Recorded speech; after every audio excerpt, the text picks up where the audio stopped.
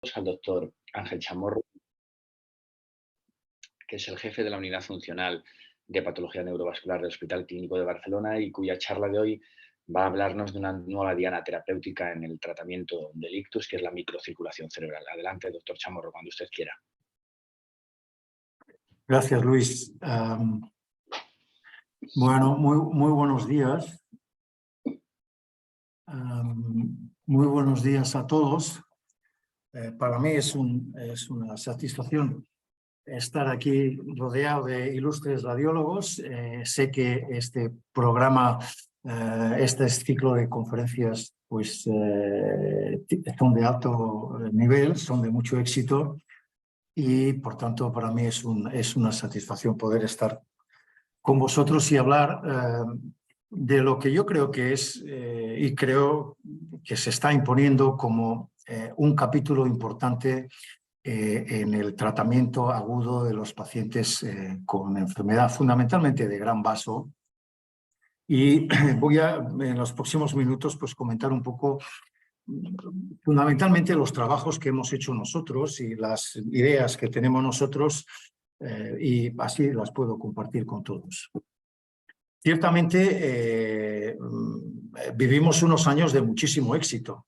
Los que son muy jóvenes quizá no tengan esa percepción porque han nacido ya en el éxito, pero los que ya llevamos unos años en estas lides, ver cómo está el campo del tratamiento de la fase aguda del ictus es extraordinario. Es decir, ha sido un cambio que hay pocas patologías médicas que yo creo que en los últimos 10-15 años hayan tenido un cambio tan sustancial, tan brutal en técnicas utilizadas y en resultados. Aquí tenemos una visión panorámica de los principales ensayos clínicos que hemos hecho con trombectomía mecánica en pacientes incluidos en ensayos clínicos. Y como podemos ver, estas son las cifras. Un 46% de estos pacientes recuperan por completo la independencia funcional, tienen un ranking de 0, de 1 o de 2, pero un 37% tienen dependencia funcional y la tasa de mortalidad a los pocos días o semanas de haber tenido este ictus, pues sigue siendo de un 17%. Estos son buenos datos si los comparo con el pasado, sin duda, y puedo ser, por tanto, puedo ser optimista, pero siguen siendo ahí. Ahí hay un techo de un 50% inferior al 50% de pacientes completamente independientes funcionalmente después de haber sido tratados de una oclusión de gran vaso.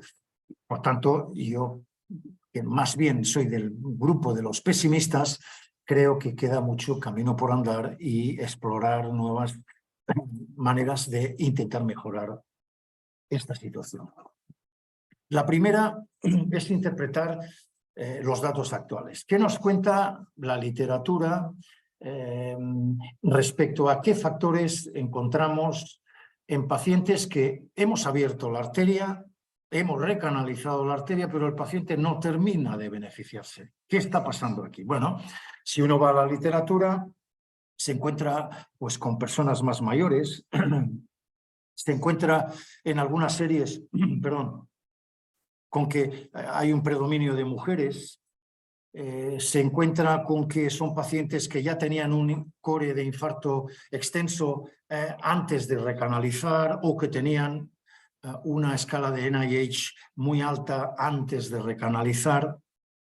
En los estudios de imagen que se hace para seleccionar estos pacientes empiezan a aparecer datos de imagen que se han asociado con una peor respuesta clínica a la recanalización, que es la coexistencia de atrofia en la imagen o la presencia de leucoariosis extensa, la falta de colaterales, el haber empezado el tratamiento tarde o el haber necesitado muchos pases para recanalizar, y la historia de hipertensión o el paciente que recanaliza en un ambiente de hiperglicemia en el momento de su recanalización.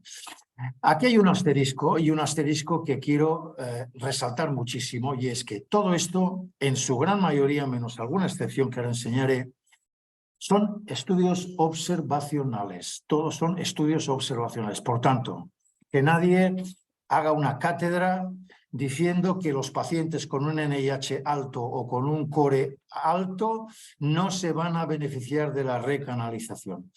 Probablemente a muchos de ellos les pase eso, pero no todos. No todos, porque estos datos son retrospectivos, son observacionales, y la posibilidad de que haya efectos de confusión, factores de confusión o sesgos es importante. Por lo tanto, que están ahí, es bueno contarlo, pero no hay que creérselo como si fuera el oráculo que nos lo está contando. La hiperglicemia es uno, y a diferencia de lo que decía antes, este trabajo es un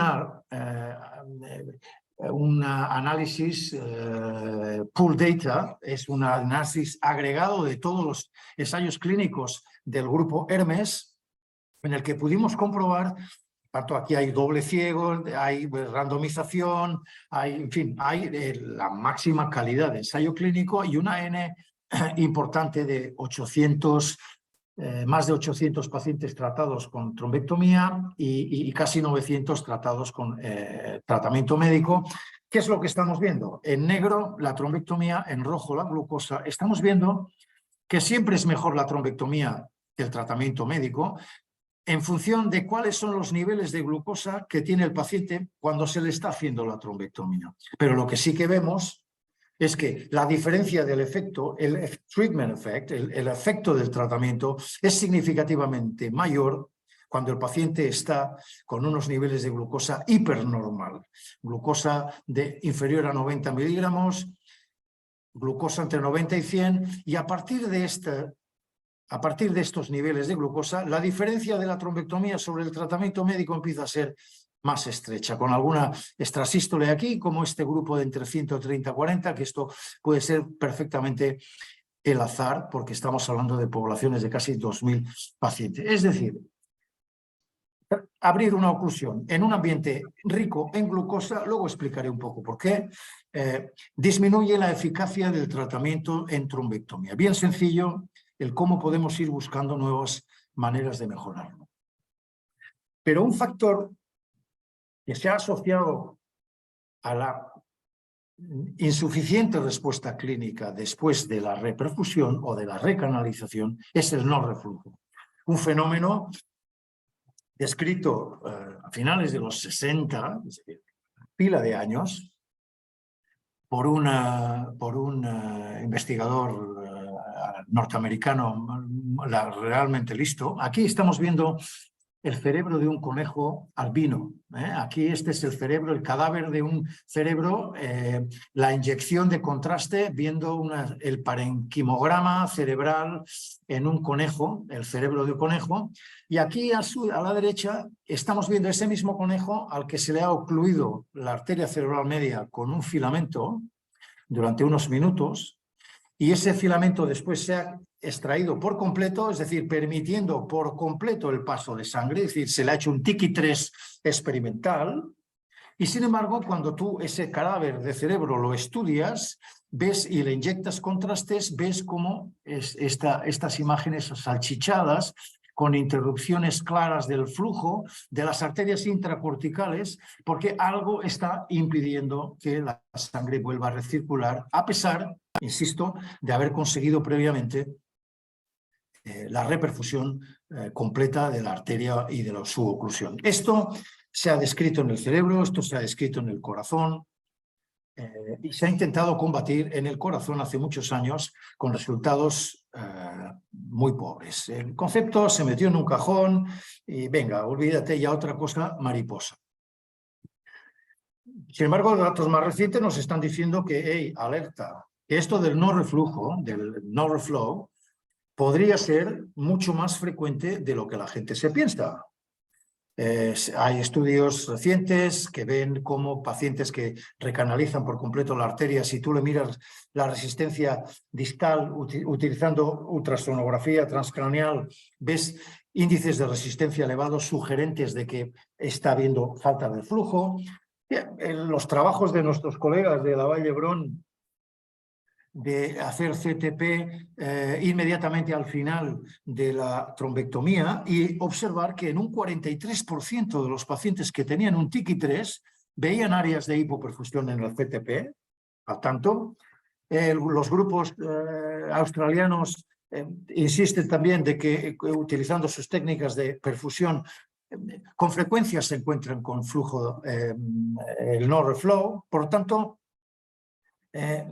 eso está ahí. Aquí tenemos un ejemplo de la casa. Este es un paciente nuestro del Hospital Clínic. Este fue un paciente que entró en Choice. Llegó con su M1 ocluida, su M1 izquierda ocluida, y aquí estoy enseñando la angiografía post-trombectomía, que yo creo que, bueno, tengo a Luis, que creo que fue además específicamente quien valoró esta arteriografía, con lo que todos pensamos viendo este glorioso teñido capilar, como un TICI-3, y sin embargo una resonancia de perfusión hecha a las 48 horas. Aquí estáis viendo este quesito en porciones con un Tmax de 6, indicando clarísimamente una zona extensa incluso de hipoperfusión, cuando, vuelvo atrás, aquí estábamos viendo el teñido capilar plenamente. Es decir, el no reflujo es una realidad. ¿Qué es el no reflujo?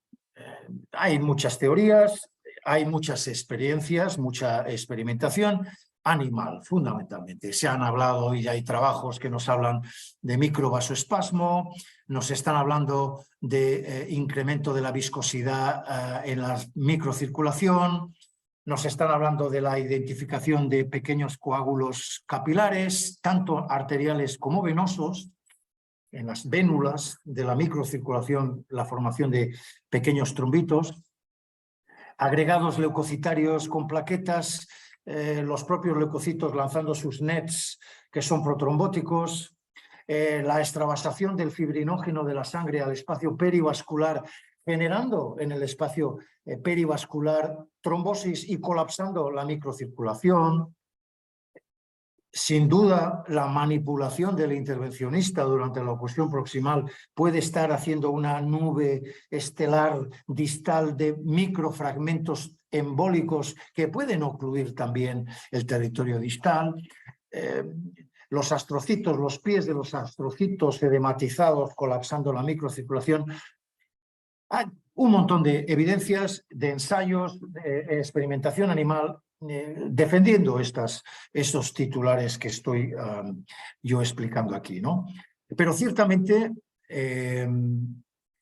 la evidencia científica, al menos que yo encuentro más atractiva, es esta, que intenta sumar, englobar esta diapo, en la que estamos viendo una arteriola, el capilar, con su pericito circundante, su célula muscular circundante, y explicar que tanto en las arteriolas como en los capilares son bombas enzimáticas.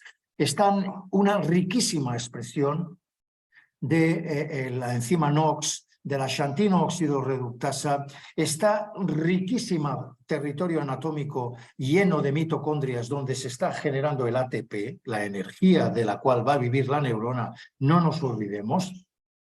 Pues en situaciones de isquemia se producen dos compuestos que son imprescindibles para la fisiología, para el normal funcionamiento del cerebro, como son el óxido nítrico y el superóxido. Pero al tanto, que no estén juntos. Son muy malos amigos. Cada vez que se juntan, la lían. Porque el óxido nítrico, cuando se produce, aunque sea en exceso, se transforma en nitratos y no hay ningún problema porque se tampona inmediatamente. Y el superóxido, si se forma en exceso, no pasa nada, porque tenemos las superóxidos dismutasas que lo fagocitan, lo absorben y lo neutralizan, y por eso vivimos 80 y las mujeres 90 años produciendo óxido nítrico, produciendo superóxido en el cerebro, y algunas de ellas llegando con una inteligencia y una capacidad intelectual perfecta. Es decir, que en sí son dos productos imprescindibles para la fisiología, pero hay, amigo, si se producen en vecindad, porque entonces lo que hacen es reaccionar entre ellos, Y se acabó lo que era el superóxido, se acabó lo que es el óxido nítrico, porque pasamos a un nuevo jugador, que es el peroxinitrito, que solo sabe matar, solo sabe destruir todo lo que encuentra a su paso. Lípidos, proteínas, DNA, lo que encuentre por su paso lo destruye como un tsunami. Por tanto, una de las acciones que hace este peroxinitrito es que se expresa de forma riquísima en el pericito que rodea el brazo capilar y ¡pum!, lo colapsa. Por tanto, si miramos esto en el dibujo, ¿qué es lo que está pasando aquí? Aquí tenemos una arteria leptomeningia cerebral, una M4, M5, segmento M5. Aquí tenemos cómo se deriva la arteria intracortical, que se va a meter ya en el parénquima cerebral, porque por aquí va a venir el oxígeno, va a venir la glucosa y va a alimentar las neuronas de la vecindad. Tenemos aquí el pericito tranquilo, reposado, en situación fisiológica, dilatándose o contrayéndose en función de que por aquí estemos pensando o estemos haciendo actividades motoras o estemos dibujando o escuchando esta conferencia. Más actividad metabólica, pues más relajación del pericito y más sangre, porque ahí se está produciendo mucha energía mental. ¿De acuerdo? Se obstruye el vaso. Entonces llamamos al doctor San Román y el doctor San Román viene y nos quita este trombo y nos lo desobstruye. ¿Pero qué es lo que ha pasado? Además de producirse la obstrucción, observar que se ha colapsado el pericito. Se ha colapsado el pericito. Y entonces aquí el doctor San Román nos hace un trabajo extraordinario, nos limpia por completo la circulación en la arteria leptomeningia, por aquí vuelve a circular por completo la sangre, tenemos un TICI3, pero el pericito sigue colapsado y tenemos dificultades para que el oxígeno y la glucosa lleguen a donde tienen que llegar, que es al tejido neural, para cambiar la situación clínica. Esto sería, en resumen, el fenómeno del nodo rojo. Por tanto, delante de esta situación nos podríamos preguntar, ¿y si diéramos un fármaco trombolítico? Bueno, ¿qué es lo que hacen qué hacéis vosotros, la audiencia, básicamente, intervencionistas, radiólogos intervencionistas? Si me voy a vuestra sociedad de neurólogos intervencionistas, 2/3 de vosotros, de forma rutinaria, utilizáis trombolisis intraarterial durante vuestros procedimientos, según las encuestas. La razón principal para hacerlo es para tratar lesiones distales. La otra siguiente razón por la que lo utilizáis es para rescatar embolismos distales durante la manipulación proximal. Y la tercera es usar fármacos trombolíticos para ayudaros a conseguir mejores resultados con el tratamiento mecánico. Esas son en el tercer indicación en la que, según las encuestas, los utilizáis. ¿Qué nos cuenta la literatura al respecto?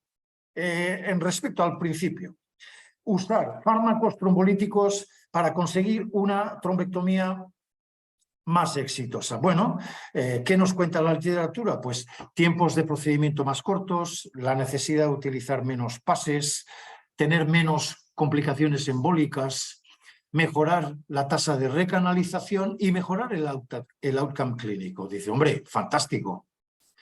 El emoticono se pone triste cuando ve que todo esto es retrospectivo y todo esto es no randomizado. Es decir, aquí, bueno, he hecho esto, he hecho lo otro, las dosis, el fármaco utilizado tampoco, ahí hay un potpurri que no nos permite tener la luz clara. Por lo tanto, esta es la información respecto a la trombolisis durante el procedimiento. Esto nos lleva a las guías actuales, las recomendaciones de la American Heart Stroke Association, digan que, bueno, se pueden utilizar fármacos trombolíticos para conseguir un TICI-2-3, aunque el nivel de recomendación es una clase 2B, débil, y el nivel de evidencia está basado en datos limitados, datos retrospectivos. El concepto de éxito viene derivado de la definición operativa que se utilizó en los ensayos clínicos. Éxito era un TICI de 2B o superior. Sin embargo, sabemos que no es lo mismo tener un TICI 2B que tener un TICI 3, como estos estudios 21 estudios metaanalizados, totalizando pues, más de 2.700 pacientes, nos están diciendo que la tasa de pacientes que obtienen la independencia funcional a los 3 meses si tienen un TICI-2B es del 46% y es un 20% superior, que es muy significativo, si la tasa de reperfusión es del TICI-3. Por lo tanto, deberíamos quitar de nuestra cabeza el concepto de reperfusión exitosa, todo lo que sea inferior a 3, aunque yo soy incluso más escéptico y creo que hay que coger with a pinch of salt incluso el TICI-3 como éxito, a no ser que tengas otra técnica, como comentábamos al inicio de esta presentación, en la charla, que hables de reperfusión exitosa sin tener una prueba de perfusión más fina que la arteriografía. Entonces, nosotros hicimos una opción diferente. Dijimos, escucha, estamos haciendo la trombectomía, la mayoría de las veces es exitosa, somos capaces de recanalizar el vaso. ¿Qué pasa si en ese momento nos planteamos el administrar un fármaco por vía intraarterial, ya que estamos allí con todo el sistema subido, inyectamos el fármaco en ese momento?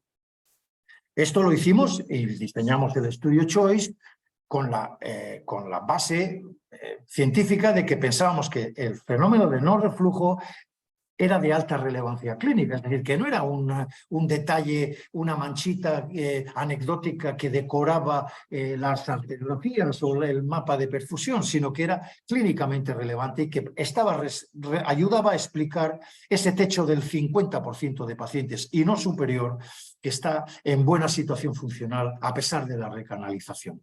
Por tanto, pensábamos que era importante, que era frecuente y que era tratable, porque al igual que en otras situaciones de la vida que el tamaño influye, y no voy a entrar en temas escabrosos, pero desde luego en trombolisis el tamaño influye, es decir, si la oclusión, no tanto la composición, hace muy poquito he podido revisar una serie enorme en una revista de alto impacto en las que se juntaban más de 3.000 trombos de trombectomía y se correlacionaba la anatomía patológica del trombo con cómo fueron las cosas y no estaba nada claro que hubiera una relación. Lo que sí está claro es que un trombo grande es mucho más difícil de recanalizar que un trombo más pequeño. Por lo tanto, el tamaño sí cuenta. Por tanto, dijimos, ¿por qué no?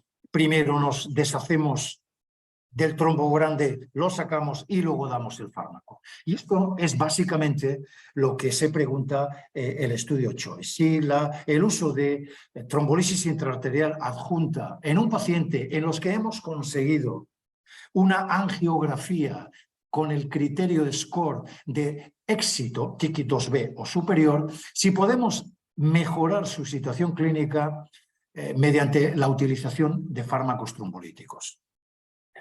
Situémonos en plena pandemia haciendo un ensayo clínico. La situación, no os recomiendo a nadie haceros de IP de un estudio bajo esas circunstancias porque el estrés es notabilísimo. Y más si la empresa que os está dando el fármaco se está muriendo de éxito. China se embarca en la trombolisis en todo el mundo y las fábricas de fabricar trombolíticos no dan abasto. No pueden producir todas las necesidades. Hay problemas de desasistimiento, de desabastecimiento de trombolíticos en el mundo y la empresa que me tiene que dar el fármaco me dice, Ángel, lo siento, pero no te puedo dar más placebo. No puedo parar las fábricas para producir tu placebo y dejar de producir trombolítico, que no doy abasto de todo el trombolítico que tengo que fabricar. Y eso hace que CHOICE, y explico esta anécdota porque eso es lo que paró CHOICE, cuando todavía no habíamos llegado a los 200 pacientes que habíamos estimado necesarios para encontrar la diferencia. Por esto explico la anécdota porque no creo que os encontréis con muchos más ejemplos en la literatura mundial de un ensayo clínico serio que se tenga que interrumpir antes de tiempo porque se ha quedado sin placebo. Porque este es un estudio en el que a los pacientes les aleatorizamos a recibir Alteplasa a una dosis ajustada a peso, infundida al principio en 30 minutos, posteriormente, cuando ya vimos que no había grandes problemas, en 15 minutos, o placebo intraarterial, y el outcome primario, con todas las ideas, era que estuvieran en un ranking de 0-1, porque lo que queríamos era limpiar la microcirculación, de la que esperábamos, no el síndrome de Lázaro, levántate y anda, el hemipléjico que vuelve a andar, sino el que tiene una mano caída y le sube un poco más, que tiene la pierna caída y le sube un poco más, que tiene la cara planchada y se le desplancha un poquito la cara. Esto lo íbamos a recoger mucho mejor con un ranking 0-1 que no con otro punto de corte. Los resultados están en la literatura, los publicamos este mes de marzo en JAMA y han generado un auténtico revuelo en la especialidad, porque es un efecto, como veis, la tasa de pacientes que adquieren un ranking de 0-1, al tanto no estamos hablando de 0-2, estamos hablando de 0-1. Independencia funcional completa. La desaparición de cualquier tipo de hándicap en el paciente era de casi 2/3, 59%. Un 18% absoluto respecto a los pacientes tratados con placebo. Y la gran noticia acompañante es que es eso a expensas de 0% de hemorragias en el grupo tratado con Alteplase. Ni un solo paciente de Choice tratado con trombolisis intraarterial, ni uno solo hizo una hemorragia intracraneal sintomática evaluada en un Core Lab centralizado, doble ciego, en el estudio. Y además, en un estudio de subanálisis preplanificado en el plan estadístico del estudio, vimos cosas interesantísimas que en este momento están en gran debate. Por ejemplo, ¿qué hacemos con nuestros enfermos de trombectomía? ¿Les hacemos el bridging? ¿Les ponemos trombolisis intravenosa antes del tratamiento mecánico o vamos directamente al tratamiento mecánico? Choice, ¿qué nos dice? Choice nos dice que aquellos que no han recibido la trombolisis antes de la trombectomía, el efecto que tiene la alteplasa sobre el placebo es significativamente superior. Yo creo que esto nos está hablando de no reflow. Yo creo que los pacientes que reciben TPA intravenoso antes de la trombectomía, lo que está haciendo, entre otras cosas, ese trombolítico sistémico que va por la vena y por tanto va circulando, es evitar que parte de los capilares se trombosen antes de la trombectomía. Y eso hace que cuando luego venga la trombectomía, la diferencia que hay del efecto del alteplasa sobre el placebo, aunque sea favorable, mejor que el placebo, la diferencia no es tan eficaz como en los que no habían recibido TPA intravenoso antes de la trombectomía. Por tanto, yo de aquí derivo que esta es una razón más que justifica el uso de trombolíticos intravenosos en un paciente, por mucho que llegue a un Comprehensive Stroke Center y le vayas a hacer la trombectomía. Vale, házela, pero mientras tanto vete dándole el fármaco trombolítico. La glucosa, antes hablábamos. La glucosa, aquí la tenemos. Os he enseñado cómo la trombectomía sigue siendo eficaz en cualquier nivel de glucosa, pero cuando sube un poquito ya, el efecto de la trombectomía ya empieza a ser menos llamativo sobre el tratamiento médico. Aquí lo tenemos nuevamente. La glucosa de más de 100 hace que el efecto de la trombolisis con alteplasa intraarterial sea más marcado el efecto que en los que tienen la glucosa por debajo. Sigue siendo coherente. Y luego algo todavía más provocativo. El TICI-3. Los pacientes con un TICI-2C o 3 tienen mayor eficacia el tratamiento intraarterial con alteplasa frente al placebo que los que tienen un TICI-2B 50-67. En mi opinión, lo que está indicando es que en estos, en el 2C3, el fármaco, la alteplasa intraarterial, sí que está llegando hasta la puerta del capilar, porque no hay nada aparentemente que lo interrumpa y entonces es capaz, más fácil, de lisar el trombo. En Choice, muchos de los centros escatimaron, claro, vuelvo a la pandemia, y fueron al grano. Y al grano quiere decir que muchos de estos pacientes se les hizo un TAC simple antes de la trombectomía, un angio-CT viendo la oclusión del vaso, se hizo la trombectomía y a las 24 o 48 horas se hizo un TAC simple para controlar la evolución, para ver si había hemorragias. Claro, con estos parámetros es muy difícil encontrarte grandes cosas porque espero que estéis de acuerdo que un CT simple es bastante rudimentario para hacer según qué preguntas. Por ejemplo, cuál es la expansión, la ratio de la expansión del infarto o cuál es el volumen del infarto. Medirlo en TAC simple, bueno, creo que a las 48 horas, 24 48 horas, no es una herramienta demasiado sensible. A pesar de eso, los indicadores nos están diciendo que la expansión del infarto, el porcentaje de pacientes que se infarta, que les crece el infarto o el volumen final es inferior en el alteplase versus el placebo, aunque desde luego sin ningún tipo de diferencia estadística. Pero esto nosotros ya lo sabíamos en el hospital clínico. Yo ya sabía que iba a pasar algo así. Por tanto, ¿qué hicimos? Anidamos desde el día 1 un estudio que todos los pacientes que llegaron al hospital clínico, vuelvo a decir, en plena pandemia, hicimos otro protocolo. Esos pacientes llegó al hospital, tenían su ictus, a todos les hicimos el CT perfusión, los que llegaron a tener se hizo trombectomía, las oclusiones de gran vaso, TICI 2B3, entraron en choice, se les hizo el tratamiento que les tocara y a todos ellos les hicimos una resonancia perfusión y una resonancia espectroscopia a las 48 horas más menos 12 horas del tratamiento. Con el equipo de gente que tengo allí en el hospital, que son unos fenómenos, algunos de ellos ya les habéis visto la cara al inicio de esta charla, pues hicimos lo que creo que es un trabajo de una gran limpieza en la de corregistrar estas imágenes de CT perfusión con las imágenes en resonancia, con unas definiciones que no dan pie a ningún tipo de discusión en los criterios utilizados para definir qué es hipoperfusión en CTP, qué es hipoperfusión en resonancia, qué es infarto final o qué es core de infarto en CTP. Luego, finalmente, medimos solamente los picos. Nos interesaba aquí en espectroscopia los picos de N-acetilaspartato relativos a los picos de colina, porque pensamos que son los que están mejor sustentados en la literatura como un reflejo de cuál es, de alguna forma, la integridad de las neuronas del cerebro. Y esto es lo que tenemos. Lo que tenemos son datos interesantísimos.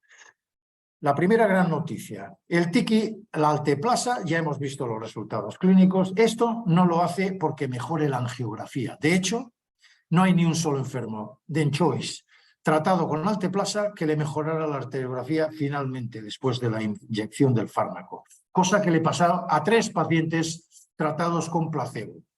Por tanto, la mejoría clínica no es lo que estamos viendo en la arteria, pero mirar los mapas de perfusión. 42% de los pacientes de Choice del hospital clínico tenían un mapa de perfusión anormal, pero ese mapa de perfusión anormal no estaba bien distribuido. 58% en el grupo placebo frente a un 24% en el grupo tratado con alteplase. El volumen de área de hipoperfusión estaba también significativamente mayor en el grupo placebo. El porcentaje de pacientes que expandió el infarto era de más de 2/3, el 74% de los pacientes, y todos los datos, a pesar de ser una N más pequeña de 17 y de 19, todos los datos son significativos. Pero es más, si me voy a mirar cómo eran los mapas de perfusión en resonancia en función del TICI final de la trombectomía, y voy simplemente al grano, observar que incluso el 33% de los pacientes que tuvieron un TICI 3 tenían hipoperfusión en el mapa en resonancia, en el grupo placebo, frente a solo un 14% en el grupo alteplasa. Y estos datos tan significativos en los mapas de perfusión por resonancia todavía los avalaba más la resonancia espectroscópica, porque vemos que los picos de N-acetilaspartato, es decir, la integridad neuronal, estaba significativamente incrementada en el grupo alteplasa frente al placebo, y la relevancia de este pico queda avalada, viendo cómo los picos se corresponden con tener perfusión normal al final de la trombectomía frente a tenerla anormal, o los picos son significativamente más altos si tienes un ranking de 0,1 versus un ranking de 2 a 6. Es decir, que encontramos datos moleculares, datos de perfusión y datos clínicos avalando el tratamiento intraarterial. Con esto hemos hecho ya un gran avance terapéutico. Trombectomía, lisar el vaso, pero ¿por qué no hacemos algo más? ¿Por qué no hacemos algo más? ¿Por qué no tratamos la fuente del problema? El grupo de Dálcara nos cuenta en un trabajo maravilloso experimental cómo los pericitos se contraen por culpa de que se forma peroxinitrito a nivel del músculo del capilar. Bueno, tenemos el ácido úrico que antes contaba. El ácido úrico es el antioxidante plasmático más potente del organismo, como queda esta tabla comparativa de la eficacia antioxidante de estos productos. Cuanto más bajo el número, es que se ha producido menos este ácido, que es el marcador del estrés oxidativo. Cuando inyectamos ácido úrico en vena, estudios que hemos demostrado, hemos hecho experimentales, indican que el úrico no pasa la barrera hematoencefálica. Al tanto, ¡oh, qué mal vamos! No, perdona, no vamos nada mal. Las paredes vasculares son las auténticas bombas oxidativas donde están todos los enzimas que antes he explicado. Todo esto acaba produciendo estrés oxidativo. El ácido úrico, en ese momento, ¿qué hace? Os he contado que la unión del óxido nítrico con el superóxido forma peroxinitrito. Pues muy bien, en el momento en que se forma el peroxinitrito, el úrico le da el beso de la muerte al peroxinitrito, formando el radical de urato, tóxico, pero inmediatamente llega la vitamina C y coge este radical urato y lo expulsa por la orina. Con lo cual, el peroxinitrito deja de hacer el daño en las proteínas, en la peroxidación de lípidos y proteínas y en el daño en el DNA y la producción de estrés oxidativo. Pensamos que lo que va a hacer es actuar a nivel del pericito, impidiendo la vasoconstricción del capilar. Por lo tanto, lo que queremos es, vale, hemos hecho el tratamiento, hemos hecho la trombectomía, hemos hecho el fármaco para alisar los trombitos que se han formado en la circulación, vamos a relajar ahora el pericito, vamos a abrir el pericito, vamos a lavar de peroxinitrito el pericito con el ácido úrico. Hicimos un ensayo en humanos, acabamos en 2014, desde entonces hasta hoy no he sido capaz de conseguir los muchos millones que se necesitan para llevar un fármaco a las farmacias de los hospitales en el mundo, pero estamos muy cerquita, en los que vimos cosas muy interesantes ya. Pacientes tratados con TPA intravenoso, todos ellos, y el efecto que vimos es de un 8%. Claro, un 8% es un gran efecto, pero si tengo una muestra de 2.000 y pico pacientes, pero teníamos 421. Lo que pasa es que ya teníamos ideas de cuáles podrían ser, cuando antes me ha preguntado Laura alguna indicación o contraindicación, ya podíamos imaginarnos que algunos subgrupos de altos respondedores. Por ejemplo, ¿cuáles? Los tratados con trombectomía. 2014 era experimental la trombectomía todavía, pero aún así tuvimos estos 55 pacientes que entraron en úrico, ictus, y recibieron TPA, recibieron trombectomía y luego úrico o placebo. Y los efectos fueron esplendorosos. Pacientes en los que sí que hay reoxigenación, que no nos hemos quedado con la oclusión sin poderla abrir con el TPA, que es lo que le pasa a la gran mayoría de oclusiones proximales tratadas solo con trombolisis, que no abres la oclusión. Por tanto, no hay reoxigenación. El tejido no se reactiva inflamatoriamente por el oxígeno. Cuando lo consigues, el úrico le sobran 51 pacientes para demostrar la gran eficacia con una odds ratio de 6 respecto al placebo en sus efectos. La glucosa está limitando el efecto del tratamiento mecánico. Ya estáis viendo cómo a medida que sube un poquito la glucosa, el efecto de la trombectomía sobre el mejor tratamiento médico es más corto. El efecto de la trombolisis intraarterial en situación de glucosa alta es más marcado porque hay más trombo, y aquí estamos viendo también lo que le pasa al ácido úrico. Por mucho que le subas la glucosa al paciente, 70, 80, 90 de base, 100, el efecto del porcentaje de pacientes que están con una buena situación funcional se mantiene con el ácido úrico, mientras que ya veis cómo a medida que va subiendo la glucosa, el efecto de qué porcentaje de pacientes tratados con placebo significativamente cae en los pacientes que reciben placebo. La glucosa es el principal donante de electrones a la mitocondria. Por lo tanto, cuanta más glucosa, más estrés oxidativo. Por eso estamos viendo este efecto tan marcado en relación con la glucosa. Y con esto voy a terminar, con unas conclusiones que yo creo que son, en mi opinión, claras.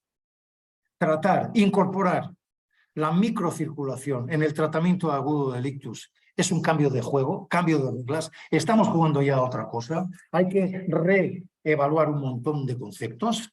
Esto está aquí, esto ha venido para quedarse. Tenemos que ser menos confiados de nuestras capacidades visuales, no nos fiemos de los ojos. Cuando estamos diciendo reperfusión exitosa, a lo mejor nos estamos engañando. Tenemos que incorporar técnicas de imagen que avalen nuestra impresión de que hemos conseguido reperfundir de forma exitosa a nuestros pacientes. Soy consciente de que Choice son 121 pacientes, por tanto Choice 2 es una auténtica necesidad. El Ministerio ha tenido rapidez en ayudarnos, hemos conseguido financiación y el 1 de enero empezaremos a validar Choice 2 en una población de 600 pacientes para que no quede ninguna duda. Será un estudio español, lo haremos en 12 centros en el país y confiemos que avalen los grandes datos que hemos visto en Choice 1. Y finalmente, nunca ha sido mejor momento que ahora para hacer el estudio con ácido úrico. Un estudio que yo llevo pues la friolera de 20 años detrás de él. Y ahora solamente puedo deciros una cosa, y es que estar atentos a las sesiones plenarias que van a haber en Estados Unidos en la International Stroke Conference en febrero, porque vamos a oír una noticia realmente interesante que está embargada y que no os puedo decir en este momento, pero que justifica mucho de lo que yo os estoy contando en este momento. Y no me queda ya más que daros las gracias por la invitación y las gracias por vuestra atención a mi charla. Muchísimas gracias, Ángel. Muy interesante, como siempre, la charla. Y quería un poco aprovechar el tiempo que nos queda para pasarte unas preguntas que tenemos de la gente que nos ha estado escuchando, y también aprovechar que tenemos a Laura con nosotros como experta, y a la doctora Oleaga, para que pueda un poco responder a las preguntas que también tienen un componente de imagen asociado, ¿no? Una de las que viene a colación de lo que has dicho es si muchas veces vamos detrás de los cardiólogos, si tienes en tu experiencia un conocimiento de que los cardiólogos hayan tratado el tema de la recanalización fútil en el infarto de miocardio en las coronarias, y si ellos han abierto algún camino a ese respecto en este tema, ¿no? Bueno, los cardiólogos lo han hecho, hay bastantes estudios hechos. Es una vez más, los cardiólogos van 2 o 3 pasos por delante de los neurólogos, y ya me da rabia decirlo, pero es así, son muchos más. Pero yo creo que no han leído a Pitágoras, o lo han leído, no lo han entendido bien. Pitágoras, ya sabes que fue el que dijo que el orden de los factores no altera el producto, que 2 más 3 es igual que 3 más 2, y yo creo que no es verdad. No es lo mismo la trombolisis anterior o posterior a la trombectomía. Los cardiólogos han usado los trombolíticos antes de sus angioplastias, con lo cual han perdido las balas. Por tanto, creo que está pendiente, y los cardiólogos, seguro que hay alguno que ya ha tomado nota del resultado de Choice, y no tardará mucho en haber algún estudio en cardio en el que vuelvan a replantearse el tratamiento del no reflow coronario, pero invirtiendo el orden. Primero libera la coronaria y una vez que esté liberada mecánicamente, entonces chuta el fármaco intraarterial para la perfusión coronaria. Y luego un poco acerca de las técnicas de imagen que nos pueden apoyar. Hay varias preguntas. Una es si podemos disponer de, o podríamos, si en el caso de que pudiéramos disponer de un PET portátil dedicado al cerebro algún día en la sala de intervencionismo, si esto nos podría echar una mano, el disponer de un PET portátil, ¿no? Bueno, yo a ver, no, primero no sé el tiempo de esto, sois vosotros los radiólogos los que me tenéis que decir cuando haces un PET el tiempo que tardas en interpretar las imágenes. Primero en cuanto a logística, ¿no? Porque luego en base a concepto, como concepto fisiopatológico, no sé si me es imprescindible tener ese dato molecular con ese nivel de detalle para tomar decisiones en una fase aguda del ictus. Creo que no es necesario llegar a saber cómo está el metabolismo de la glucosa o el metabolismo del oxígeno o la extracción del oxígeno. Creo que los otros datos indirectos que me puede dar el mapa de perfusión puede ser suficiente para que yo tome decisiones.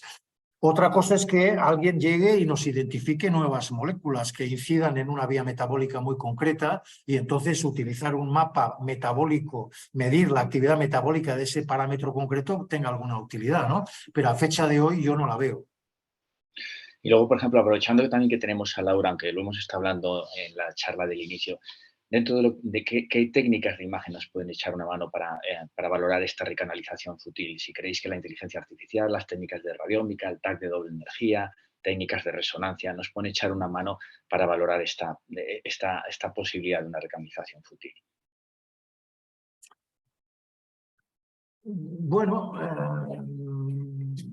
yo creo que el propio CTP y la propia resonancia perfusión nos dan información. El problema es que no la usamos. En este momento, tú me has oído muchas veces hablar de este tema contigo y con Laura igual.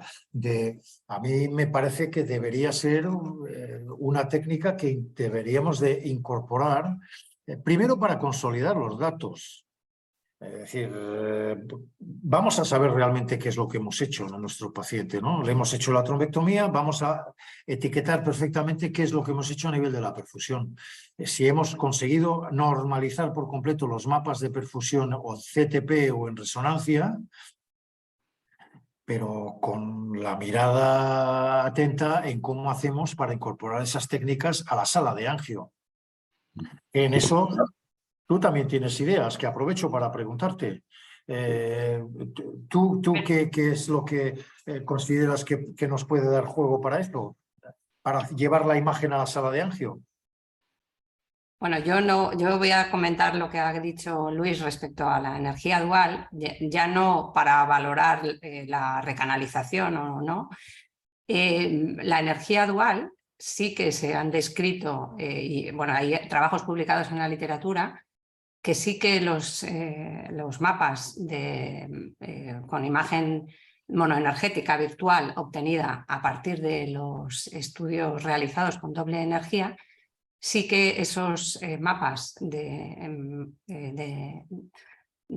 con energías entre 80 y 90 kilovoltios sí que mejoran la detección de los infartos en la fase aguda, antes de que llegue al paciente. De esta manera porque mejora el contraste en la imagen. Y de esta manera nosotros somos capaces de detectar mejor esos infartos utilizando unas reconstrucciones con monoenergía virtual, con 80 o 90 kilovoltios, y de esa manera mejoraríamos la detección de los infartos en el TAC basal. También las herramientas de inteligencia artificial también se están aplicando para la detección del infarto, que tú has dicho que el TAC basal bueno, pues no es sensible, pero sí que utilizando herramientas de inteligencia artificial unidas a energía dual, sí que pueden mejorar la detección de los infartos en el TAC basal. Y esto es un área de desarrollo que yo creo que, bueno, nosotros ya estamos trabajando, pero que podemos continuar. Y en cuanto a la perfusión, quizás como de momento no son técnicas que están incorporadas a la clínica, pero sí que utilizando IBIM, técnicas de difusión, en la técnica IBIM tú puedes separar lo que es la difusión debida al movimiento browniano el efecto de la perfusión sobre la difusión. Y ahí sí que igual esas técnicas de IBIM nos pueden servir, pero ya digo, como algo no de uso clínico, sino algo en lo que se podría trabajar como un área de desarrollo y de investigación, porque todavía no son técnicas que son robustas para aplicar en la clínica. Sí que se podría trabajar en la evaluación de la perfusión a través de estas técnicas de IBIM, creo yo. Sí, bien, a ver, yo como clínico y muy práctico, o sea, si hacemos una evolución histórica de cómo ha sido la imagen en estos últimos años, pues el primer hito era cómo separo la isquemia de la sangre. Entonces ya, una vez que sé eso, ya puedo usar tratamientos trombolíticos. Perfecto. Cuando ya hemos hecho eso, la siguiente pregunta que nos hemos empezado a hacer los clínicos y os hemos pedido que nos deis la respuesta es, ¿este paciente tiene tejido viable o no tiene tejido viable? Y entonces hemos hecho los protocolos de imagen para mirar los mapas y ver la penumbra y toda esta historia que nos hemos pasado un montón de años. Pero yo creo, y esto que me estás contando un poco de que llegue el enfermo y voy a usar energía dual y voy a tener mayor precisión en poder predecir, seguimos un poco en ese paradigma del tejido viable. Pero ¿qué nos dice la práctica clínica? Pues que en estos momentos, cuanto peor esté el paciente, cuanto más infarto haya, cuanto más tiempo haya pasado, el efecto de la trombectomía va a decaer. Pero si no la haces, todavía peor. Y ahora hemos cogido el ASPEX, ya estamos demostrando en ensayos clínicos que hasta un ASPEX de 3, ya de 3, los primeros ensayos era de 6 o inferior, ya fuera. Ya estamos en 3. Hemos visto que pacientes con un ASPEX de 3, de 4, de 5, hombre, no se van en bicicleta de la sala de angio esos pacientes porque tienen ya mucha lesión, pero si no le tratas va a ir peor todavía. Con lo cual, las preguntas del hombre práctico ya no son que me digas con más fiabilidad si ese ASPEX de 3 es un 3,2. A mí lo que me interesa es, bueno, yo ya le he destapado la arteria, ¿y ahora qué? ¿Y ahora qué? Es decir, que yo considero que el esfuerzo de la imagen se tiene que hipertrofiar más para después del tratamiento mecánico que no en los esfuerzos de imagen anterior al tratamiento. O hacer las dos cosas, vaya, porque yo quizá tenga una visión muy de centro terciario, que me llega el enfermo y dispongo de todo. Y no es así. Hay muchos enfermos que llegan a sitios en los que no se les puede hacer las cosas y hay que tomar decisiones de si lo transfieres, lo trasladas o no lo trasladas. Entiendo esto, ¿no? Pero desde luego, desde un punto de vista de un centro terciario, yo lo que he hecho en falta es mucha más información una vez que la oclusión ya se ha extraído. Bueno, muchas gracias. Creo que la cosa daría para bastante más rato, pero creo que tenemos que parar un poco aquí. Yo te agradezco mucho, Ángel, lo que has presentado. Creo que al final nos has abierto una pregunta muy importante y es que lo que tú has dicho, no hay que limitarse a algo que ya está demostrado, que es que tenemos un beneficio de los pacientes abriendo el vaso proximal, sino hay que ir a trabajar el vaso distal y probablemente ahí es donde la imagen tiene que jugar un papel pre y post-trombectomía, eso es evidente, ¿no? Entonces, bueno, un placer el contar contigo. No sé si el doctor Pedraza quiere hablar o hacer algún comentario. Sí, bueno, muchas gracias Luis por tu excelente moderación, gracias Laura también por tus comentarios de experta y bueno Ángel, como siempre, espectacular, es un placer oírte. Yo intento hacer siempre un resumen, tú lo que nos has dicho es, señores, existe la recanalización fútil y el futuro es un poco a trabajar, trabajar lo que es la microcirculación. El título era claro, la nueva diana terapéutica es la microcirculación. Además nos has hablado del choice, nos has dicho resultados muy interesantes y después nos has hablado del ácido úrico. Yo creo que todo el mundo se ha quedado pasado cuando has dicho lo del beso de la muerte con el peróxido de nitrato. O sea que yo creo que ha sido muy visual este beso de la muerte del ácido úrico. Y después lo que nos has dicho, tenéis trabajo. Tenéis que hacer la imagen después de la trombectomía mecánica y en los siguientes años tenemos que trabajar y nos has dejado que nos apuntemos en la agenda a ver qué dicen en la Stroke Conference este año del ácido úrico y del choice. O sea que nos has dejado expectante, o sea que seguro que te volveremos a llamar para las sesiones. Ángel, no sé si te parece bien este pequeño resumen. Perfecto, un placer estar con vosotros compartiendo estos minutos. En la próxima reunión a las 9 de la mañana, pero fantástico, fantástico. Muy bien. Pues Gracias, Alba. nada, a ti, sin más, recuerdo a la audiencia que mañana tenemos al doctor Antoni Bosca que nos va a hablar de materiales en los procedimientos endovasculares. Estáis todos invitados, que tengáis un buen día. Gracias Ángel, gracias Luis, gracias Laura. Nos vemos. Un saludo a todos. Gracias. Saludo.